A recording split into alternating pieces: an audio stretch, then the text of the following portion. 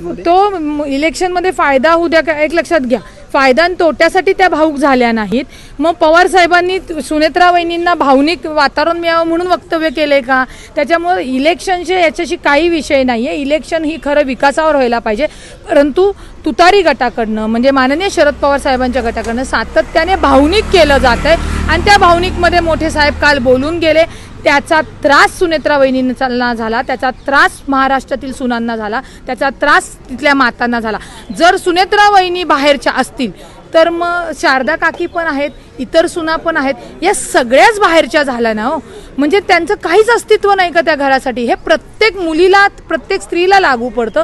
त्याच्यामुळे सुनेत्रा वहिनींना ते दुःख झालं. आता नेमकं तुम्ही जर बाईट घ्यायला गेल्यानंतर त्यांना त्याच्यावर काही बोलायचं नव्हतं, पण त्या भाऊक झाल्या आणि ते तुम्ही टिपलं आणि महाराष्ट्राला दाखवलं.